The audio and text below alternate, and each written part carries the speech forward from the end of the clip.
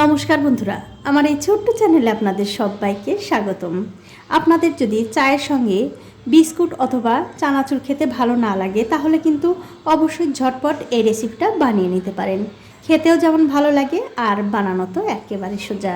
তো রেসিপিটা করার জন্য একটা মিক্সিং বোলে নিয়ে নিচ্ছি হাফ কাপ চিনি, হাফ কাপ নিয়ে নিলাম সাদা তেল, আর সাথে দিয়ে দিচ্ছি দুটো ডিম, আর দিয়ে দেব সামান্য একটু নুন।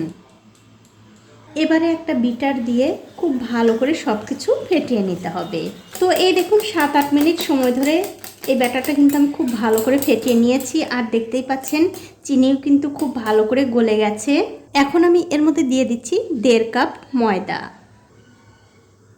তার সাথে দিয়ে দিচ্ছি হাফ চামচেরও একটু কম বেকিং সোডা, আর দিয়ে দেব হাফ চামচ বেকিং পাউডার।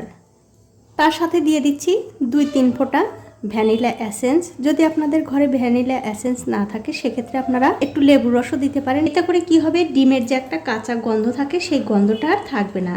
তারপর সব কিছু দিয়ে আবারও খুব ভালো করে ফেটিয়ে নিতে হবে।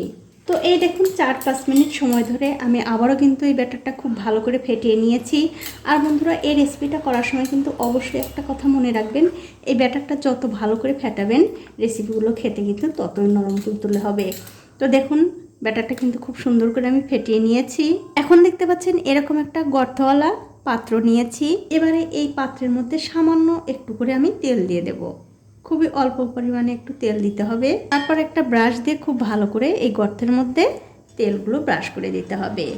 তো এই দেখুন বন্ধুরা, তেল কিন্তু আমি খুব ভালো করে ব্রাশ করে দিয়েছি। এবার যে ব্যাটারটা আমি করে রেখেছিলাম সেখান থেকে অল্প অল্প করে ব্যাটার নিয়ে এই পাত্রের মধ্যে দিয়ে দিতে হবে। তবে বন্ধুরা, এই পাত্রটা ভরে ভরে কিন্তু এই গর্তটা ভরে ভরে কিন্তু দেয়া যাবে না, অল্প একটু জায়গা খালি রাখতে হবে। তার কারণ এই মিনি কেকগুলো ফুলে ফুলে কিন্তু অনেকটা বড় হয়ে যাবে। তো এই দেখুন সবগুলোর মধ্যেই কিন্তু আমি ব্যাটার দিয়ে দিয়েছি।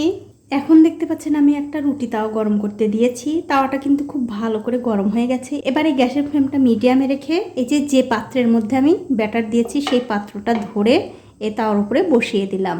তারপর একটা ঢাকনা দিয়ে 5 থেকে 7 মিনিট আমি এই কেকটা বেক করে নেব। তবে বন্ধুরা, ঢাকনার উপরে যদি কোনো ছিদ্র থাকে সেটা কিন্তু অবশ্যই বন্ধ করে দিতে হবে। 5 মিনিট কিন্তু হয়ে গেছে, আর দেখুন কেকগুলো কিন্তু ফুলে ফুলে কত বড় বড় হয়ে গেছে। আপনাদের কিন্তু কম বা বেশি সময় লাগতে পারে। এখন আমি গ্যাসের ফ্লেমটা বন্ধ করে দিয়ে এই কেকগুলো তুলে নেব। আর এই কেকগুলো তুলতে বন্ধুরা খুব একটা কিন্তু অসুবিধা হবে না, কারণ হচ্ছে এই পাত্রের মধ্যে তেল দেওয়া আছে। দেখুন কত সুন্দরভাবে কেকগুলো উঠে আসছে। তবে আর একটু ঠান্ডা করে কেকগুলো তুললে আরও ভালোভাবে উঠে আসবে। আর দেখুন কত সুন্দর হয়েছে কেকগুলো। আমি তুলে অন্য একটা পাত্রে রেখে দিচ্ছি। আর এই একই রকম করে কিন্তু সবগুলো কেক বানিয়ে নিতে হবে। তো এই দেখুন বন্ধুরা, এক এক করে কিন্তু আমি সবগুলো মিনি কেক বানিয়ে নিয়েছি। আর এই কেকগুলো কিন্তু চা দিয়ে খেতে দারুণ লাগে। আপনারা অবশ্যই কিন্তু একবার হলেও বাড়িতে বানিয়ে খেয়ে আমাকে কমেন্ট করে জানাতে ভুলবেন না আপনাদের কেমন লাগলো। আর দেখুন একদম কিন্তু নরম তুলতুলে।